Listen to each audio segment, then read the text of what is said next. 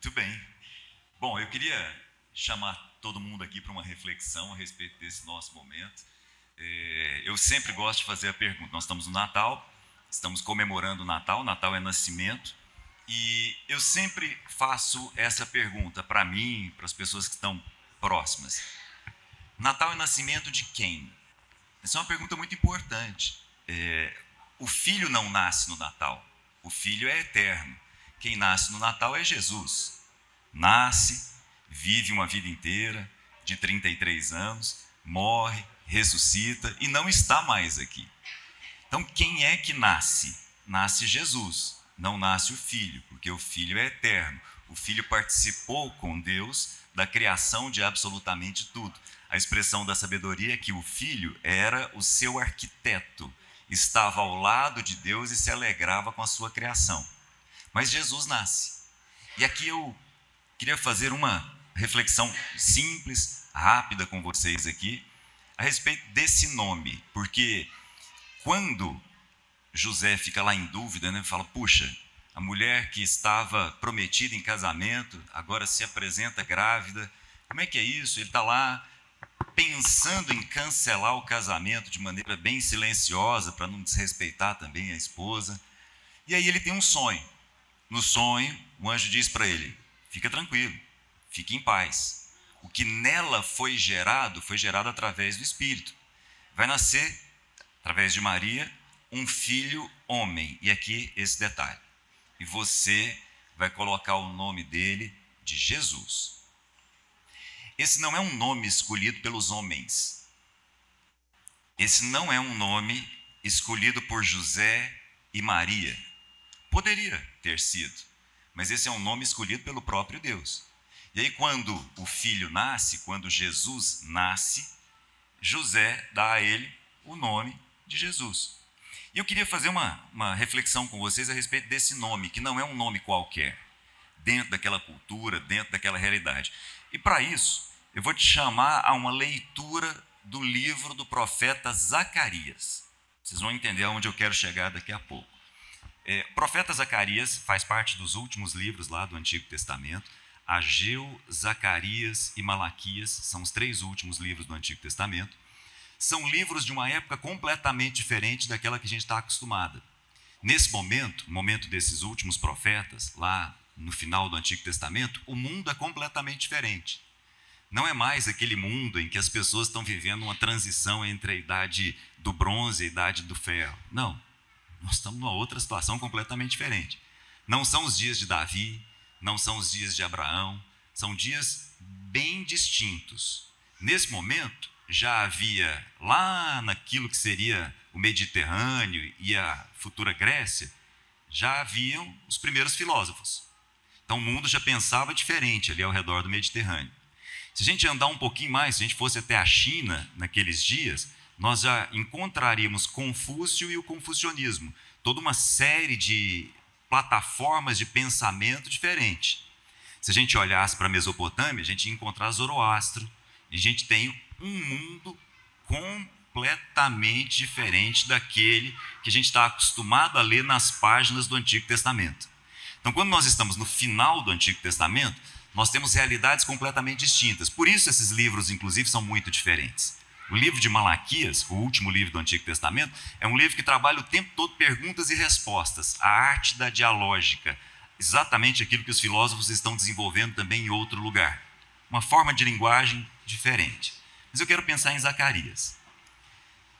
Zacarias vive um tempo diferente, com nomes que são diferentes e, em geral, numa certa complexidade. Nós não estamos muito habituados com esse período.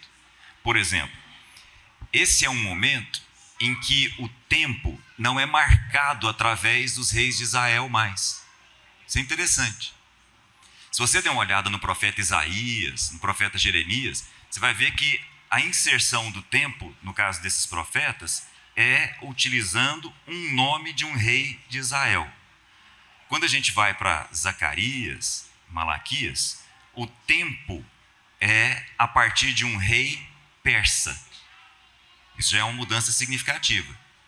Então, se você começar a olhar Zacarias, Ageu, Malaquias, você vai ver, no ano do rei Ciro, no ano, ou no segundo ano, ou no terceiro ano do rei Dario, ou no ano do rei Artaxerxes, todos reis ligados à Pérsia. Percebe que o mundo é diferente? Aí olha os nomes, são nomes que a gente não está muito acostumado. Ciro, Dario, Artaxerxes e mais, tem outros nomes aí. Provavelmente, você nunca deve ter ouvido falar, talvez, nunca ouviu falar de Zorobabel. Já ouviu falar de Zorobabel? Já ouviu falar de Josué? Ah, Josué eu conheço. Josué é aquele que colocou o povo na terra de Canaã. Não. Estou falando de outro Josué. Tem outro Josué nesse momento. E por que eu estou chamando a atenção desses nomes? São dois nomes muito importantes. Zorobabel, guarda. Zorobabel é nascido na Babilônia. É um judeu nascido na Babilônia. E Josué. São dois homens. Por que eu estou explicando isso? Você já vai entender. Zorobabel e Josué são dois homens de uma linhagem muito importante. Então vamos, cuidado para não se perder nos nomes aí. Nós estamos no final do Antigo Testamento. O final do Antigo Testamento é quando o povo que estava cativo na Babilônia retorna para sua terra natal e vai reconstruir toda uma nação. Vai reconstruir o templo e tudo aquilo que significava a reconstrução do templo. Vai reconstruir as muralhas da cidade de Jerusalém, e aquilo era muito importante, porque aquilo caracterizava Jerusalém como uma cidade-estado. Vai reconstruir a etnia daquele povo e a nacionalidade daquele povo. Então é um tempo bem diferente. É um tempo tão diferente, depois se dá uma olhada, a genealogia de Jesus é dividida em partes, e uma delas é o exílio. O exílio na genealogia de Jesus determina uma nova parte na história desse povo. Então esse povo volta, liberado agora pelos persas, para a reconstrução da sua nação. E aí eu vou voltar nos dois nomes. Quem é Zorobabel? Zorobabel é um homem que faz parte da linhagem de Davi. Então, Zorobabel é um príncipe que continua a dinastia de Davi. Esse detalhe pode parecer um detalhe pequeno na cabeça de cada um aqui, mas é um detalhe muito importante na cabeça dos judeus. Por quê? Porque havia uma promessa de que a dinastia de Davi não seria interrompida. No exílio, eles tiveram a impressão que a dinastia estava interrompida. No retorno, 70 anos depois do exílio, a dinastia de Davi é redescoberta nessa figura, Zorobabel. E quem é Josué? Josué é de uma outra linhagem. Não mistura Josué com aquele Josué de Canaã, não. Esse é outro Josué. Josué agora é um homem de linhagem a partir de Araão, o irmão de Moisés. Então, de um lado, a gente tem o príncipe Zorobabel. De outro lado, a gente tem o sumo sacerdote da linhagem de Arão. Percebem? Coisas que para nós podem até não ser importantes, mas para aquele povo era fundamental no processo de reconstrução que eles estavam vivendo. Muito bem. Então agora eu quero te convidar para dar uma olhada junto comigo num texto de Zacarias no capítulo 6. Se você puder abrir, nós vamos ler junto. Eu queria que você estivesse atento a duas expressões que vão aparecer aqui. Zacarias 6.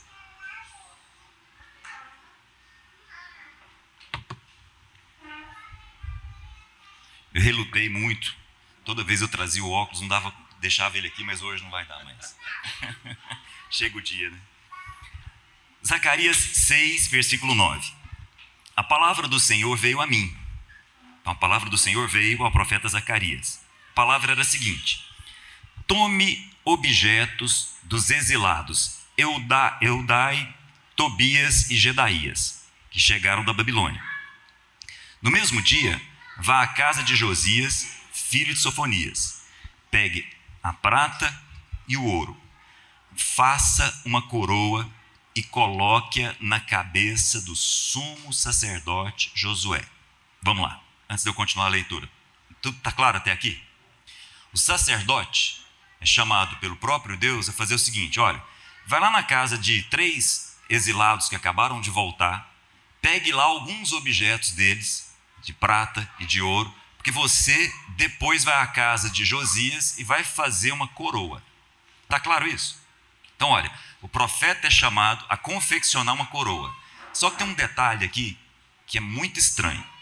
Essa é uma imagem muito importante. O detalhe estranho é o seguinte: pegue a coroa, faça de ouro, de prata, e coloque-a na cabeça do sumo sacerdote Josué, filho de Jeozadaque. Diga-lhe porque assim diz o Senhor dos Exércitos: aqui está o homem cujo nome é Renovo. Do seu lugar ele crescerá e construirá o templo do Senhor. Ele construirá o templo do Senhor, será revestido de majestade e se assentará no seu trono para governar. Ele será sacerdote no trono e haverá harmonia entre os dois. Por que esse detalhe aqui é importante? Em todas as culturas, o rei ou o imperador sempre fez questão de ser também o sumo sacerdote, o principal sacerdote. Nos dias de Roma, havia a expressão Pontífice Maximus, que era o imperador assumindo o lugar do sumo sacerdote. No Egito, da época do faraó, isso acontecia. O faraó era um sumo sacerdote, era o principal dos sacerdotes. Na Mesopotâmia, isso acontecia de maneira muito normal e tranquila. Abimeleque, que é um jeito entre os cananeus ali de representar o rei, era também um sacerdote, e assim por diante. Menos em Israel. Em Israel, não. Esse detalhe é muito importante. No dia em que o primeiro rei de Israel se propôs a ocupar o lugar do sacerdote, o outro sacerdote chegou para ele e falou assim: seu reino acabou. Vou repetir. Quando Saul, primeiro rei de Israel, decidiu que ele iria fazer um holocausto para que Deus lhe fosse favorável numa guerra contra os filisteus, o sacerdote Samuel chegou e falou assim: seu reino acabou. Você, como rei, está rejeitado. Eu vou procurar um homem que tem um coração diferente do seu. Talvez Davi nunca tenha escutado essa frase. Nós sabemos que o homem segundo o coração de Deus é Davi, talvez ele nunca soubesse disso. Mas o fato é, Saul, seu reino acabou. Porque você fez o que você não devia. Em Israel, rei é rei, sacerdote é sacerdote. Não tem rei que assuma o papel de sacerdote. Mais adiante na história desse povo aparece um outro rei. Um rei descrito como um rei bom aos olhos do Senhor, Uzias. Uzias, um dia, o texto diz para a gente que Uzias, na sua arrogância, decidiu que ele iria entrar no tabernáculo e iria colocar incenso no altar de ouro. Esse tabernáculo tinha a primeira parte em que os sacerdotes entravam. Na segunda parte, só o sumo sacerdote. O rei entra com um incensário para colocar incenso no altar de ouro que ficava de frente da Arca da Aliança. Os sacerdotes vão atrás dele e falam assim: não faz isso não. Isso não é coisa de rei. Os sacerdotes vão atrás e dizem: isso não é para você. Ele fala: não, eu vou fazer isso sim. E no que ele vai fazer isso, automaticamente uma lepra aparece na testa dele. E é assim que ele morre. As pessoas entenderam claramente. Nas outras nações, um rei pode fazer o papel de sacerdote. Em Israel, não. Em Israel, o rei é rei, o sacerdote é sacerdote. Tem exemplos positivos, né? Se tem uma coisa positiva na vida de Davi, é que Davi nunca se propôs a fazer o papel de sacerdote. Josias, um dos reis mais importantes na história de Israel, nunca se propôs a fazer o papel de sacerdote. Ele entendia muito bem o lugar do profeta, o lugar do rei, o lugar do sacerdote. Só que agora, presta atenção no que nós estamos lendo. Deus diz assim para Zacarias: Zacarias, vai lá na casa de alguns exilados que acabaram de chegar.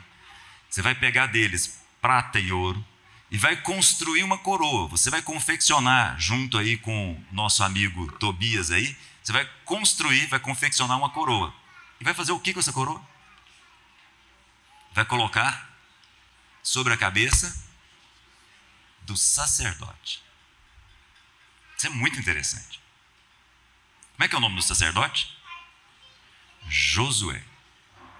Veja que é uma inversão muito interessante. Muitos reis quiseram ser sacerdotes.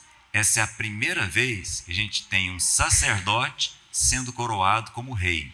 E o texto termina dizendo: ele será sacerdote no trono e haverá harmonia entre eles. Por que eu estou comentando isso com vocês e o que isso tem a ver com o Natal? É que o nome Jesus não é um nome qualquer, como a gente acabou de comentar. Ele não é um nome ao acaso. Quem é que deu esse nome ao filho que nasceu do ventre de Maria e foi também filho de José? De onde vem esse nome? do próprio Deus. Talvez você não saiba. O nome Josué em hebraico é Yeshua, em grego é Jesus, em latim é Jesus. Vou repetir. Talvez você não saiba. O nome Josué em hebraico é Yeshua. O nome Josué em grego é Jesus. Em latim é Jesus. Josué, o sacerdote desses dias, nunca recebeu uma coroa. Nunca. O que nós temos aqui é uma imagem profética a respeito daquele que nasceria e que nasceu, que é sacerdote para sempre, segundo a ordem de Melquisedeque, e que recebe uma coroa e reina. Quando Jesus morre e ressuscita e é levado aos céus, ele toma um lugar nos céus. Qual lugar? O trono. Então veja, eu vou voltar à pergunta que eu comecei. Quem é que nasceu? Aquele que faz a harmonia entre os lados. Não é lindo pensar em Jesus dessa forma? Não é lindo? Assim, que imagem. Quem nasce? Nasceu aquele que faria a harmonia entre coisas que nunca se harmonizaram. Nasceu aquele que ocuparia o lugar eterno de quem harmoniza as extremidades, harmoniza os diferentes, harmoniza água e óleo. Talvez essa seja, e eu queria deixar isso com vocês, uma faceta de Jesus para a gente pensar nesse dia de Natal. A gente podia pensar sobre tanta coisa, tantos assuntos, tantas coisas diferentes, mas o que me veio ao coração foi isso. Quem sabe nós possamos celebrar nesse Natal a harmonia que vem através dele, trazendo extremos que não se misturam. Amém? Cláudio, talvez o maior equívoco nosso, no sentido que você está explicando com relação ao Natal, é achar que o Natal é o nascimento de um indivíduo e não o princípio de uma genealogia. O Natal não é a celebração do nascimento de um Salvador. O Natal celebra o surgimento de um tipo de humanidade chamada Cristo. O Natal de Jesus é o Natal da espécie humana que Deus disse que ia criar.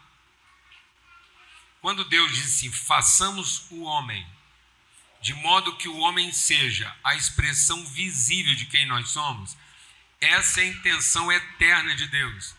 Então Deus não está salvando um homem caído. Deus está perdoando um homem caído para reconciliar esse homem com o seu propósito eterno. Amém?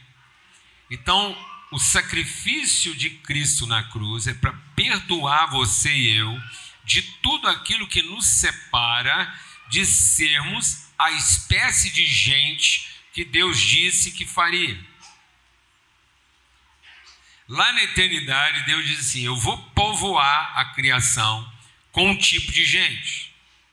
Só vai ser humano. Só vai ser ser humano. Aquele que for a expressão visível de quem nós somos. Então só Deus é. Só Deus é. Nenhum humano, humanamente falando, é ser. Então, sem o Espírito Santo, nós temos um ente humano, um sobrevivente humano. É uma entidade. Então você, sem a reconciliação com a sua eternidade, você é uma palha. Você é uma lenha. Você é um pedaço de pau. Não existe salvação para a carne. Não existe salvação para uma humanidade que está tentando salvar o seu aspecto físico, material. Você poderia ser dono sozinho. Por uma eventualidade, você poderia ser o proprietário de tudo na terra. E Deus vem com fogo e queima tudo isso. Não é o capeta que queima, não. É Deus. É Deus que vai queimar toda a elaboração da carne humana.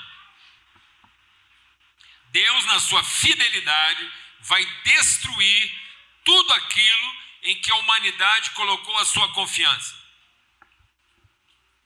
Se você confia em alguma coisa que não é a sua eternidade, isso é anticristo. Então tem dois tipos de humanidade. Existe o ser humano, que é Cristo. E existe entidades humanas que são anticristo. E já tem muito anticristo entre nós. A pessoa não quer ser o Cristo de Deus como um ser humano. Ele quer salvar o humano que ele criou e que é anticristo. Então tudo que você está tentando salvar é anticristo. Fala devagar, porque às vezes você não acompanhou o movimento. Tudo que não for Cristo na sua vida é anticristo. Então a família que você tenta salvar e não a família que você forma. Se você não está formando uma família de seres humanos que vão expressar a virtude, mas você está formando um povo carente de dinheiro, diploma, moradia, roupa. Se o seu povo é carente de todas essas coisas que a capacidade humana pode produzir para ele ser feliz, essa pessoa que você está formando, ela é anticristo. Aí era melhor ele ser filho de um pardal, porque ele não teria vontade. Aí Deus não leva em conta do tempo da ignorância, ele seria uma ameba, e a ameba não vai ser condenada, não vai ter nenhum passarinho no inferno, não vai ter orquídea no inferno, não vai ter pardal no inferno, não vai ter minhoca no inferno, não vai ter tatu no inferno. Entendeu não? No inferno só vai ter capeta e anticristo.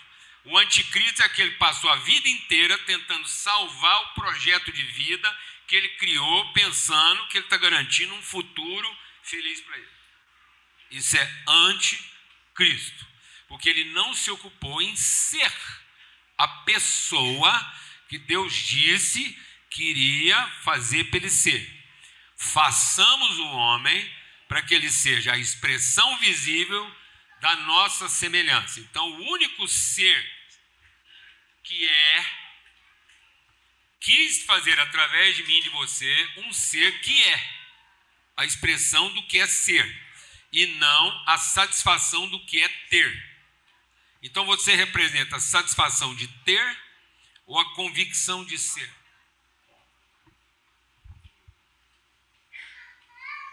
Amém, irmãos? Glória a Deus. Ponto. Então Deus falou, eu vou fazer uma família Cristo. Aí o pecado, atravessou esse trem. Aí nasce o Filho de Deus, sem pecado, que ele é sacrificado para perdoar o pecado de todo mundo e agora reconciliar a humanidade com seu projeto original de ser a família de Deus. Uma família de Cristo. Então o nascimento de Jesus é finalmente o nascimento desse ser que ao dar a sua vida está formando uma genealogia. Então sabe o que você vai celebrar essa semana? O seu nascimento. Você vai pegar esses meninos que você está tudo perturbado, se você vai ter dinheiro para pagar a escola deles. Sabe esses meninos que você carrega aí, que você está perturbado, você vai pegar uma febre. Você vai engasgar com caroço de ameixa, sabe esse menino? Que você está apavorado lá na ceia de Natal, porque ele pode engasgar com caroço da azeitona que você comprou ou com a castanha do Pará. Menino, quando cinema, em casa, matar. Sabe essa coisa perturbada que você está tentando salvar todo mundo? Sabe isso aí? Então, nesse Natal, você vai celebrar assim, aqui nessa casa, só tem família de Cristo. Aí você vai convidar todo mundo que você puder convidar para sua casa, para esse povo ter comunhão com quem? Comunhão com quem? Com Cristo. Porque eles vão estar na casa de Cristo, comendo pernil de Cristo. Glória a Deus, amado. Rabanada de Cristo. E não é para pôr defeito, não é para encher o saco, não é para ficar implicando, não é para reclamar do presente, de ter sido maltratado. Eu caprichei tanta maionese, ela nem elogiou. Essa sua cunhada é do capeta. Ela faz desse jeito, ela passa na minha maionese e ignora. Sabe por que ela ignorou sua maionese? Sabe por que ela ignorou sua maionese? Você caprichou tanto e ela vive achando um defeitinho. E você pode receber a maior revelação do planeta, que ela vai reclamar da sua maionese, porque estava escrito. Estava escrito. Todo mundo que é da família de Cristo, ele vive contente, satisfeito, quando ele é injustamente tratado por alguém, e alguém precisa até mentir para falar mal dele. Então, quando ele é injustiçado, o povo fala mal, trata mal, ele continua sendo o quê? Cristo. Alegria de entregar, de oferecer. E ainda pergunta, querida, como é que eu posso melhorar a maionese para você ano que vem? Eu vou levar 1 ano melhorando essa maionese. E sem fingimento, irmão, porque é a mesa de Cristo, preparada na presença dos seus inimigos, para todo mundo se converter à família de Cristo, porque na família de Cristo são benditas todas as famílias da terra. Nasceu a família de Cristo. E a família de Cristo, escrita aqui em Apocalipse. Todo membro da família de Cristo é príncipe e sacerdote. Apocalipse capítulo 1. Porque todo mundo da família de Cristo é membro da raiz de Davi. E o Davi, inconscientemente, o Davi fez isso intuitivamente, só que agora nós temos o Espírito Santo. Então, aquilo que o Davi fez intuitivamente, nós podemos fazer intencionalmente. E lá no livro de Amós, no capítulo 9, lá no livro de Atos, no capítulo 15, reforçando o que está aqui escrito através do ministério do sacerdote Josué. Amém? Glória a Deus. Deus diz, eu vou restaurar o tabernáculo de Davi. E o que é o tabernáculo de Davi? O tabernáculo de Davi não é o tabernáculo de Moisés. Lá no tabernáculo de Moisés, que era da ordem de Levi e não de Judá. Jesus é da raiz de Davi, da tribo de Judá. A tribo de Judá gerava rei. E um rei que era sacerdote por vocação, segundo a ordem de Melquisedeque, e não por direito levítico. Então a espiritualidade não é em função de um direito. A tribo de Moisés, a tribo de Levi, o que você está fazendo aqui, trazendo o seu filho, o tal, para um culto, isso é um tutor. O que nós podemos fazer aqui pela sua família é uma tutela. Isso aqui é uma tutela. O que o Cláudio está ensinando, o que eu estou ensinando, é uma tutela. É um tutor, é um professor. O professor é um tutor. Mas quem forma a espiritualidade da sua casa é você. Porque você é na sua casa o sacerdote da tribo de Judá. Você não tem que ter uma ordem eclesiástica. Você não representa uma ordem religiosa. Você tem uma autoridade de sacerdote e de príncipe. E quem era o nascido da tribo de Judá? Judá é o 4º filho da mulher que o Jacó casou sem gostar. É só para você ver que tem chance para todo mundo. Glória a Deus, amado. Ainda que o casamento tenha sido um engano, o cara dormiu com a mulher achando que era que ele amava, acordou com a que ele não gostava. É mais ou menos igual você. Você passou a vida inteira namorando, tá? Um dia você acorda e fala assim, mas será que essa é a mulher que eu casei mesmo? Entendeu? Por quê? Porque agora ela vai te trazer a sua responsabilidade, não o seu direito. Você casou com a mulher do seu direito, mas Deus te entregou primeiro a mulher da sua responsabilidade. Então, se você assumir a responsabilidade de ser o pai dos filhos, da mulher com quem você empenhou uma palavra, independente de você gostar dela ou não, você vai gerar sacerdotes da tribo de Judá. Gente que não se ocupa do direito, mas ocupa de assumir a responsabilidade. Esse cara vai chegar em Davi. O Davi, quando ele recupera a arca que foi roubada lá de Moisés, ele traz ela de volta. Ele monta uma tenda no meio da cidade. Ele mandou o povo na frente, o povo montou a tenda, organizou. Aí o Davi fez uma coisa que até então ninguém tinha feito. Um rei foi lá e distribuiu, ele ofereceu o sacrifício, chamou os sacerdotes ofereceram. Depois ele mesmo foi lá, por quê? Porque não tinha mais aquela separação do Santíssimo Lugar. No tabernáculo de Davi não tinha separação dos ambientes. A arca estava lá, ele celebrou, o povo estava em festa, ele dançou com todo mundo, na frente de todo mundo, sem reserva, sem pudor, foi lá, celebrou, repartiu para os pais celebrarem aonde? O que nós estamos fazendo aqui é entregar tudo que nós temos para você celebrar onde? Lá na sua família Cristo. E não vim aqui tentar ser anticristo. Porque tem muita gente que vem aqui tentar ser anticristo. Ele vem aqui para se salvar da mulher que ele não quer encarar. Ela vem aqui para se salvar do marido que ela não aguenta mais. E vem aqui para se salvar dos filhos que ele criou mal. E aqui não é lugar para resolver problema de quem está querendo se salvar através de Jesus, mas é para devolver você para sua família como o Cristo que você pode ser, de modo que lá na sua família todo mundo mora com quem? Com Cristo, porque todo mundo é da família de Cristo, aquilo que Deus falou que faria lá na eternidade. Esse é Davi. Um príncipe e um sacerdote. Porque quando Deus quer ordenar você como empresário, Ele quer ver o seu coração de sacerdote. E quando Deus quer ordenar você como sacerdote, Ele quer saber se você quer assumir a responsabilidade de cuidar da cidade. Então Deus não quer um sacerdote que fica cuidando da casa de Deus. E Deus não quer um príncipe que vem aqui alugar o sacerdote para resolver o negócio dele lá. Então tem um cara lá que quer que a religião cuida do negócio dele e tem um cara aqui querendo que o negócio do cara pague a religião dele. Não, isso aqui não é um empresário pagando a religião de um sacerdote e nem um sacerdote salvando a empresa do empresário, onde ninguém no fundo não quer ser o quê? Cristo. Isso aqui é um encontro de Cristos, onde cada um oferece espontaneamente tudo que tem para que todos sejam em todos os lugares príncipe e sacerdote. Para que você tenha coração de sacerdote e coroa de príncipe. Para onde você chegar, você possa dizer o quê? A paz de Cristo está nesse lugar.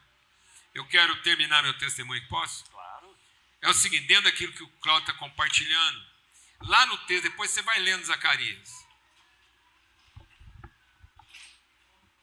Vai lendo Zacarias. E lá no fim de Zacarias, é uma das passagens que mais me ajudou na minha vida.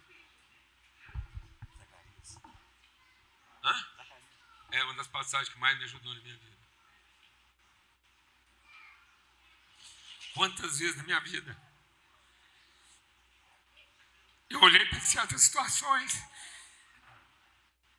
em qualquer que fosse a área, eu estava lá como agricultor, como produtor rural, e vendo o drama daquele povo, eu ia entregar a verdura no Ceasa, eu chorava, porque eu falava, não pode um cara suar tanto, trabalhar tanto e ficar refém, escravo de interesses comerciais. Não pode.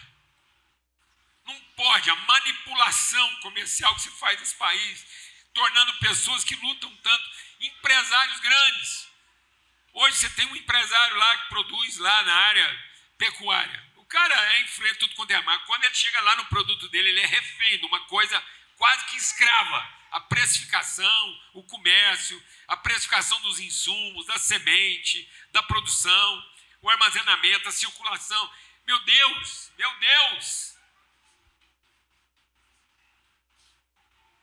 E eu olhava para aquilo, depois eu ia lá para a engenharia, depois eu ia para a igreja, para o hospital, para a saúde, para a escola. E era um senso de impotência. Aí eu ia lá para Zacarias. E Deus vira para Josué e fala assim, O Josué está lá com a roupa tudo suja. Tudo sujo. Suja de lutar. Suja de tentar resolver. Suja às vezes de esforços que você imaginou infrutíferos. E o capeta acusando ele. E o capeta lá, tá vendo? É você que não fez direito. É você que não se organiza. Você não está vendo que podia organizar melhor? É o capeta. É o capeta falando para você que precisa de mais organização, precisa de mais dinheiro, precisa de capacidade e competência. É o capeta dizendo para você, você não viu? Onde você estava que deixou acontecer isso? Não tem quem aguenta um trem desse, não.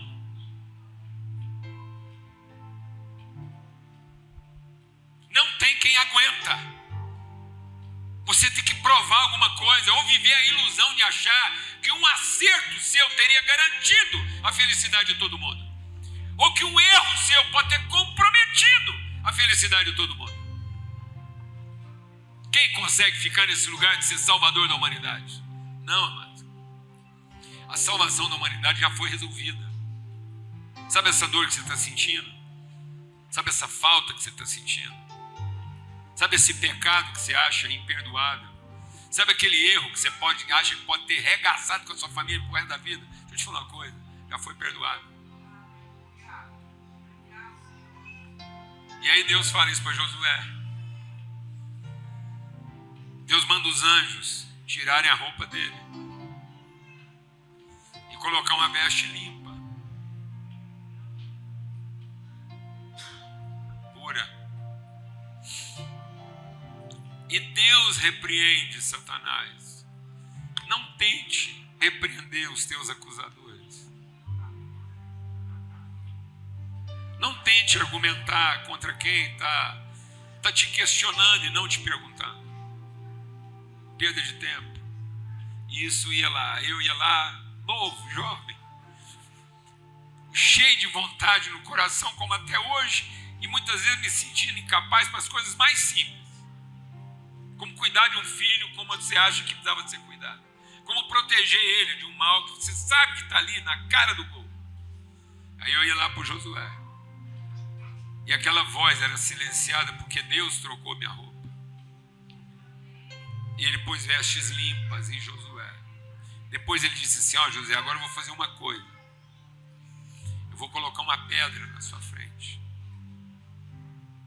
E eu vou esculpir na sua frente a imagem de quem eu digo que você é.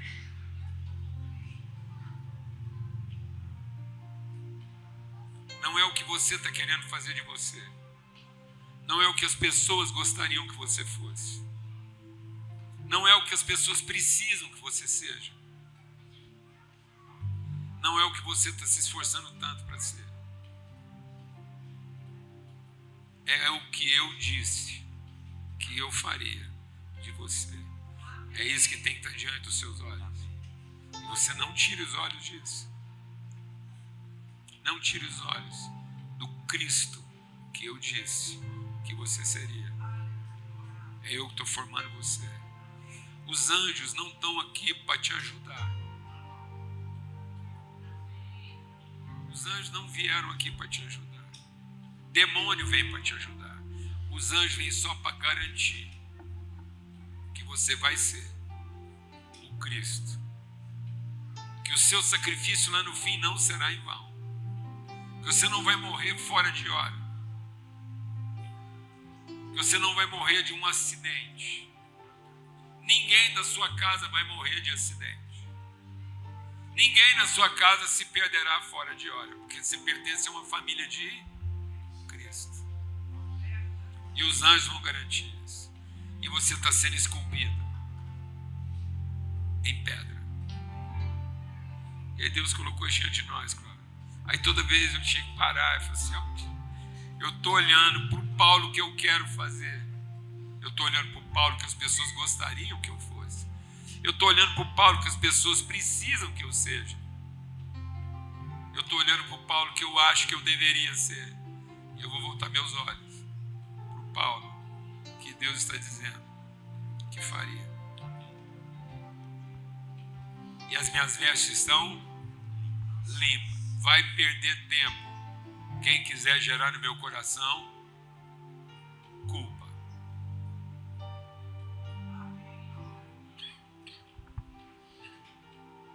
Amém?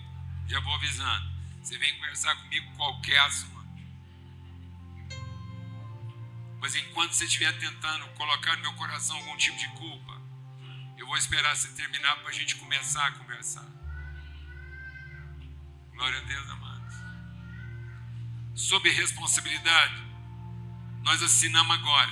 Assino qualquer termo de responsabilidade com você sem avalista. Amém? Mas não venha repartir com Cristo a sua culpa. Mas conte com Cristo para qualquer responsabilidade. Glória a Deus. Vem cá.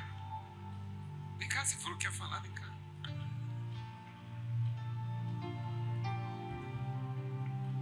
Na verdade, eu quero fazer um apelo. Eu quero cantar com a Michelle essa canção. Ouvindo essa palavra rica, eu senti no meu coração um grande desejo de talvez falar com alguns que estão aqui nessa manhã, que não entenderam que nosso Pai está te convidando para um novo nascimento. Isso veio sobre mim há muitos anos atrás. E a gênese de um novo nascimento é muito bem traduzida pela experiência que Maria teve quando o Espírito Santo disse: você dará a luz. E o que eu quero fazer nessa manhã, que está no meu coração, é perguntar para alguns que possam estar aqui: você quer nascer? Você deseja nascer nessa manhã?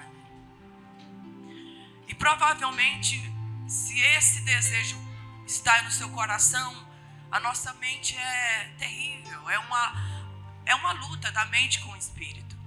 Você pode estar dizendo assim: mas não tem jeito. Como se dará isso? Porque você se conhece.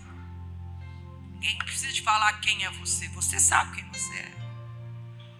Mas Maria, nesse grande confronto eterno, na sua humanidade, não compreendendo como que aquilo seria possível, ela perguntou para Deus: como se dará isso? E talvez você possa perguntar agora: como se dará isso? É simples. É você aceitar primeiro, com uma resposta maravilhosa, dizendo assim, como eu disse há 40 e tantos anos atrás: cumpre a minha tua vontade. É só essa a resposta que o Espírito Santo quer ouvir de você nessa manhã. O texto de Lucas, no capítulo 2, a gente lê no versículo, é ali, 17, 18, 19. Quando Jesus nasceu e Maria ali, naquele contexto, Jesus sendo presenteado pela humanidade através dos reis, com tudo que Paulo Júnior acredita que foi a poupança dele, né, Júnior? O ouro que ele ganhou, tudo que ele ganhou foi a poupança dele. Para ele viver até 33 anos. Mentira, a gente fica brincando disso, mas eu não sei se é bem isso.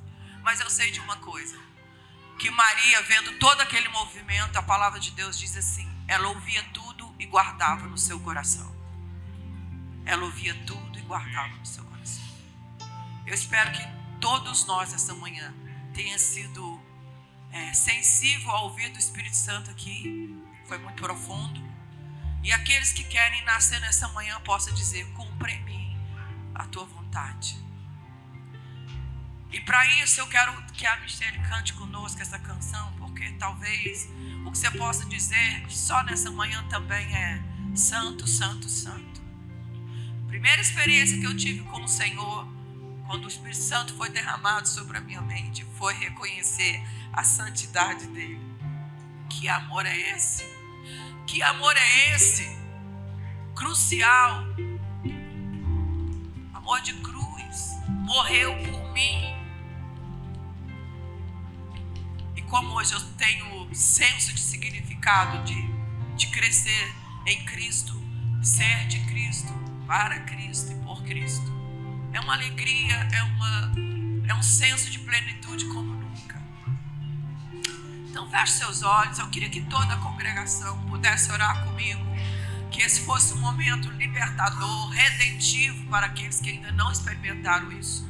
E para aqueles que já experimentaram, possa estar abatido. Um renovo do Espírito Santo venha sobre nós, amém? Em nome de Jesus Cristo.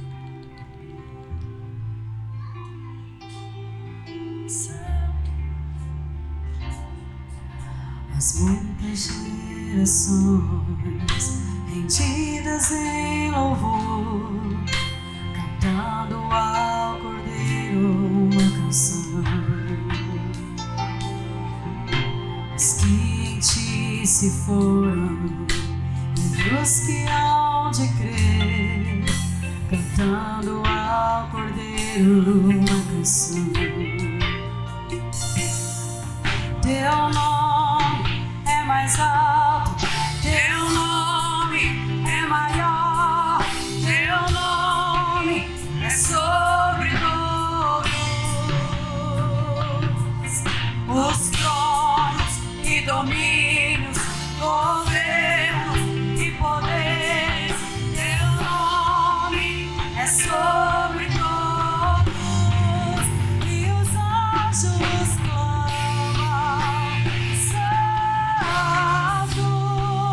toda a criação,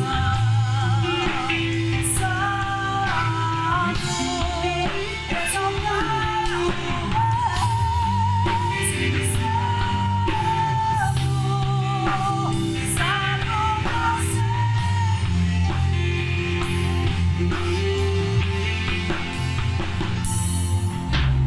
quem foi perdoado e redimido foi, cante ao Cordeiro uma canção.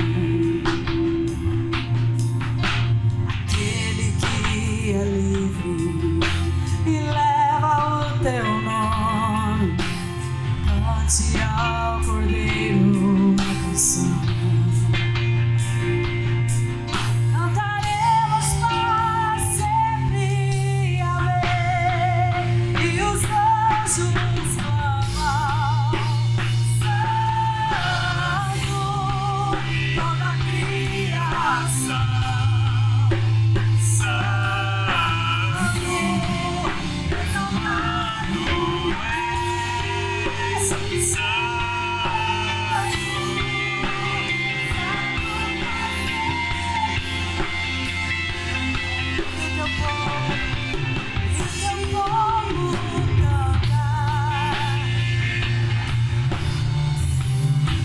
sim ao Rei dos Som.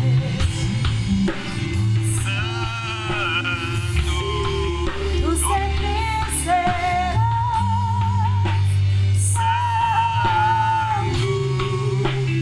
Santo pra sempre.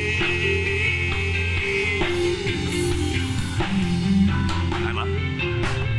Ó, benção demais a gente ser Cristo. Acabei de receber um recado lá do Ilumina que não tem comida e tem comida lá, não tem. E por isso mesmo, isso não impede você de ir lá almoçar, porque você não foi lá para comer. Aí você vai lá, paga a sua entrada e vai almoçar. Porque para quem for almoçar tem comida. Agora para quem vai lá comer não tem nem aqui. Não tem comida suficiente para quem quer comer, amém? Mas para almoçar você tem, o povo vai lá, reparte. Come uma coxinha, dois come uma coxinha só. É o seguinte, ó.